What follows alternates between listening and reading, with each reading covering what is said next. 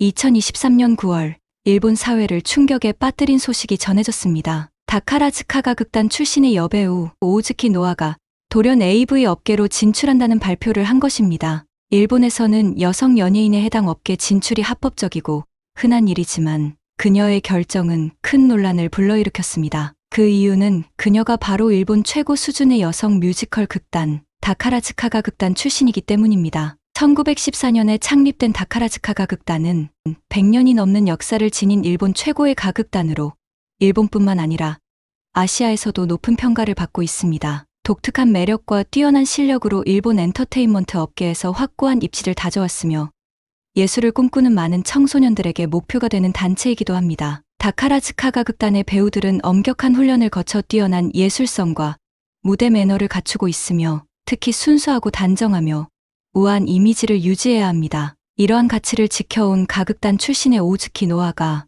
돌연 해당 업계로 전향한다는 소식은 일본 청소년들과 사회 전체에 큰 충격과 논란을 안겨주었습니다. 그녀의 이러한 극적인 선택 뒤에는 과연 어떤 사연이 숨겨져 있을까요?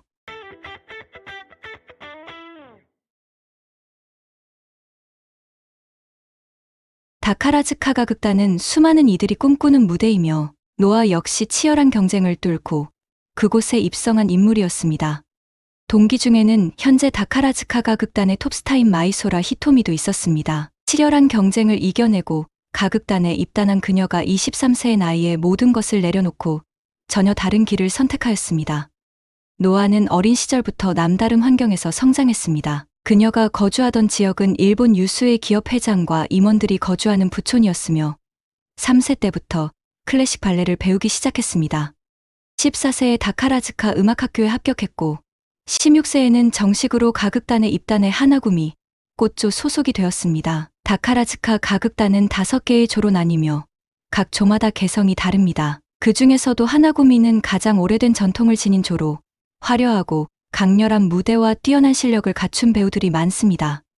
노아는 청순하고 사랑스러운 외모와 맑고 아름다운 목소리, 섬세한 연기력으로 인기를 끌었으며 다카라즈카가 극단에서도 주로 소녀 역을 맡으며 많은 팬들의 사랑을 받았습니다. 특히 그녀는 다카라즈카의 대표적인 명작 엘리자벳에도 출연하며 꾸준히 입지를 다졌습니다. 비록 마이소라 히토미 같은 톱스타급 배우들과 비교할 정도의 명성은 아니었지만 그녀에게도 충성도 높은 팬층이 있었습니다.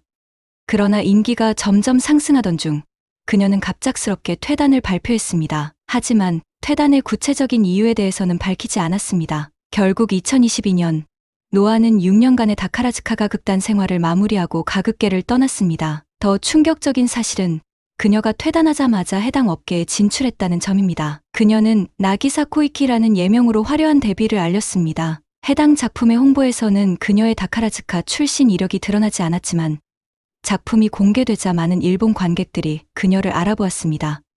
오우즈키 노아의 선택은 다카라즈카 가극단이 추구해온 이미지를 정면으로 뒤흔든 사건이 되었습니다. 그렇다면 왜 그녀는 이런 선택을 했을까요? 이에 대해 일부에서는 다카라즈카 가극단 내부의 소외 문화가 원인일 수도 있다는 추측을 내놓고 있습니다. 다카라즈카 가극단은 1914년 당시 한큐 전철의 창립자 고바야시 이치조에 의해 창립되었습니다. 이 가극단은 무대 예술에 대한 헌신과 혁신으로 유명하지만 가장 큰 특징은 전원 여성 배우로만 구성된다는 점입니다. 즉, 무대에서 남성 역할까지도 여성 배우들이 맡아 연기해야 합니다. 이러한 남성 역을 맡는 배우들은 다카라즈카가 극단의 피라미드 구조에서 최정점에 위치하며 그중 일부는 일본뿐만 아니라 해외에서도 큰 인기를 얻었습니다. 대표적인 예로 남성적인 매력과 뛰어난 연기력으로 사랑받았던 아마미 유키가 있습니다. 또한 다이치 마오와 쿠로키 히토미 역시 다카라즈카를 대표하는 스타 배우로 이후 일본 영화와 드라마에서도 활발히 활동하며 깊은 인상을 남겼습니다. 다카라즈카 가극단이 점점 더 성장하면서 가극단 입단을 위한 필수 과정으로 다카라즈카 음악학교가 설립되었습니다. 이 학교는 다카라즈카 가극단으로 가는 유일한 관문으로 여겨지며 일본에서는 동쪽에 도쿄대가 있다면 서쪽에는 다카라즈카 음악학교가 있다는 말이 나올 정도로 높은 위상을 가지고 있습니다. 즉, 다카라즈카 음악학교는 일본 최고 대학과견 줄 만큼 높은 위상을 지닌 기관이라 할 수 있습니다. 매년 입학생 명단이 발표될 때마다 합격한 학생들이 감격에 겨워 눈물을 흘리는 장면이 뉴스에서 보도되곤 합니다. 이 학교의 입학 조건은 극도로 까다롭습니다. 매년 단 40명만을 선발하며 2년제 과정으로 운영됩니다. 졸업 후에는 고등학교 졸업 학력을 인정받지만 1년 학비만 해도 200만 엔, 약 1,800만 원에 달하며 교복, 악보, 연습복 등의 추가 비용은 별도로 부담해야 합니다. 이처럼 높은 진입 장벽 때문에 입학을 준비하는 학생들은 어릴 때부터 성악과 무용학원을 다니며 철저히 준비해야 합니다. 일부 가정에서는 다카라즈카 음악학교 입학을 위한 전문 입시학원에 거액을 투자하기도 합니다. 따라서 이 학교에 입학하는 학생들은 단순한 재능뿐만 아니라 경제적으로도 뒷받침이 되는 가정 출신인 경우가 많습니다.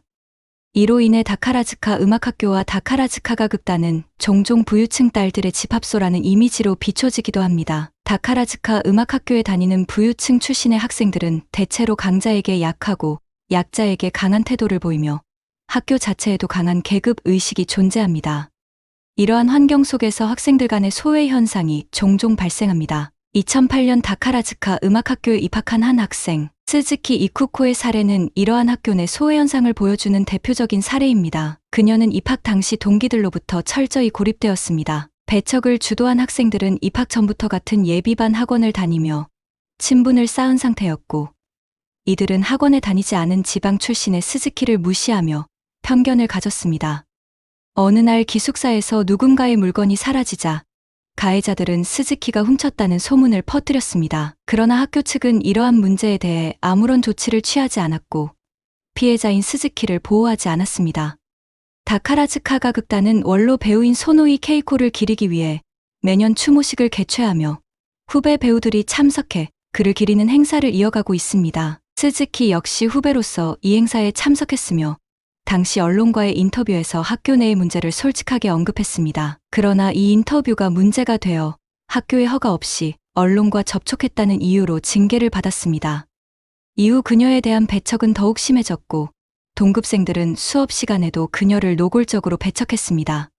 쉬는 시간에는 모욕적인 말을 퍼부었고 심지어 집에 가서 돌아오지 말라는 말까지 들을 정도였습니다. 수업 중에도 아무도 그녀와 팀을 이루려 하지 않는 등 그녀는 철저히 고립되었습니다.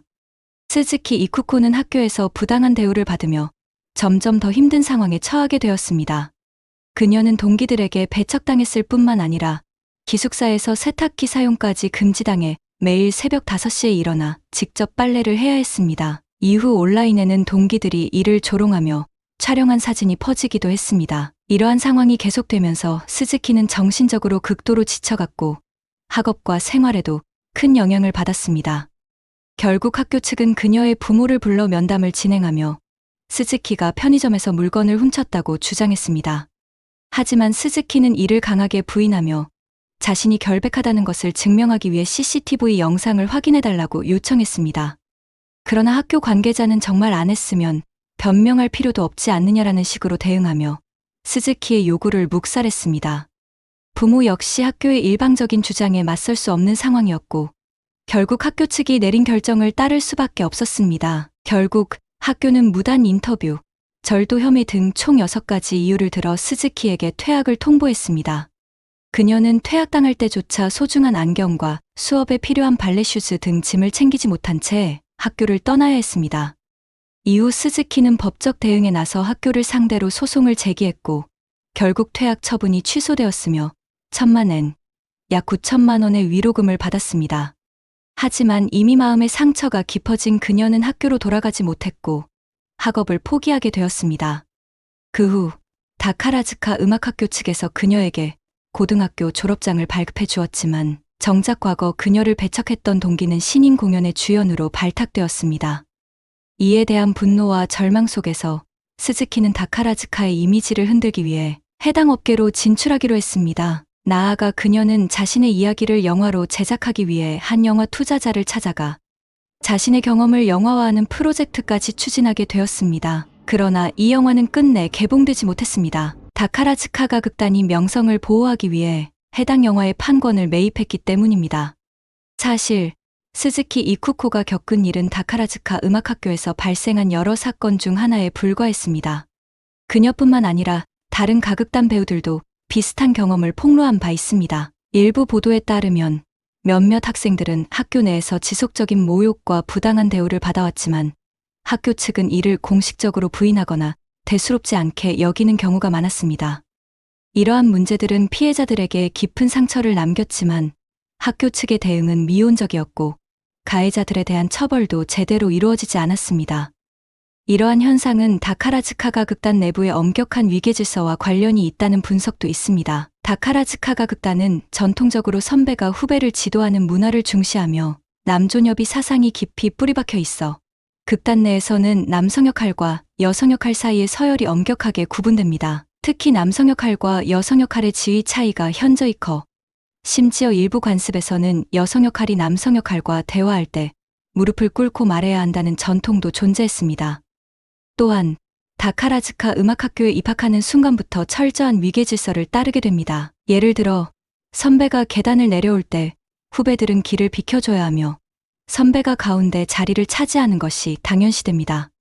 또한 학교 청소는 학생들의 몫이며 만약 선배가 청소 상태가 미흡하다고 판단하면 후배들을 직접 질책할 수 있는 구조입니다. 후배들은 설령 선배의 심한 꾸지람에 눈물을 흘릴지라도 선배의 허락 없이 다시 청소를 시작할 수 없습니다. 반드시 선배의 질책이 끝난 후 지시에 따라 청소를 해야 합니다. 이러한 분위기가 다카라즈카 음악학교에서 형성된 습관인지 아니면 가극단 내 위계질서의 영향인지 정확히 알 수는 없지만 원인이 무엇이든 다카라즈카가 극단 내부에서 발생하는 배척과 부당한 대우는 현실로 존재하며 이는 최근 다카라즈카 배우들이 극단을 떠나는 주요 원인 중 하나로 지목되고 있습니다. 오우즈키 노아가 해당 업계로 진출한 이유에 대해서도 다양한 추측이 이어지고 있습니다. 일부에서는 그녀가 과거 스즈키 이쿠코와 비슷한 경험을 겪었기 때문에 다카라즈카가 극단에 대한 반발심에서 이런 선택을 했을 것이라는 분석도 나옵니다. 즉, 다카라즈카가 오랜 시간 쌓아온 이미지를 흔들기 위해 자신을 희생하며 극단적인 결정을 내렸다는 주장입니다. 일본 사회에서는 이러한 방식의 저항이 낯설지 않습니다. 일본에서는 남성이 사회를 향해 반발한다면 여성은 자기 희생적인 방식으로 표현하는 경향이 있다는 분석도 있습니다. 일본 여성들이 종종 자신의 인생을 걸고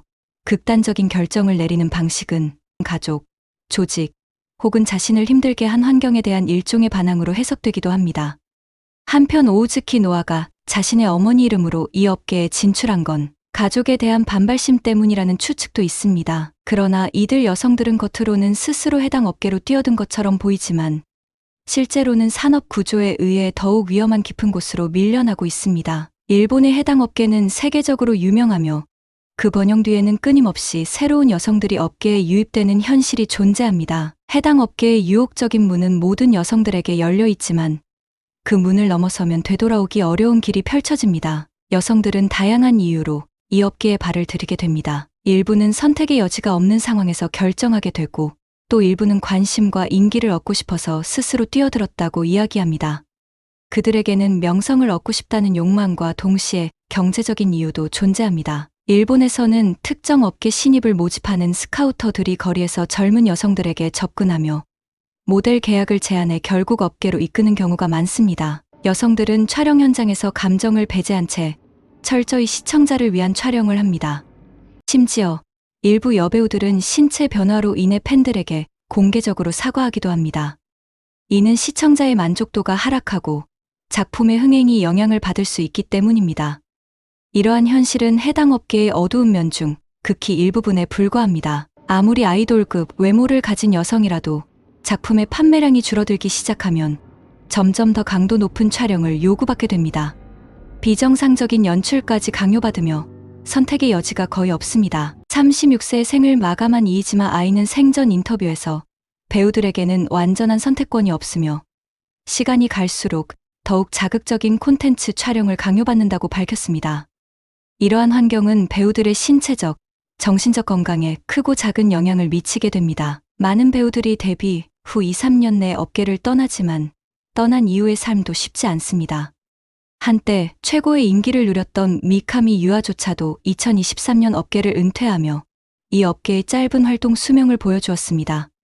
이이지마 아이는 이러한 현실에 대해 많은 배우들이 나이를 먹으면 특정 유흥업소로 흘러들어간다. 이 업계는 너무나도 잔인하고 냉혹한 세계라고 지적한 바 있습니다. 비슷한 경험을 한 또 다른 배우, 스즈키 스즈미 역시 이러한 현실을 증언했습니다. 그녀는 극한에서 시작하다 책에서 자신의 경험을 고백했으며 시간이 흐를수록 출연료는 점점 줄어들었고 제작사는 더 높은 수위의 촬영을 요구했다고 밝혔습니다.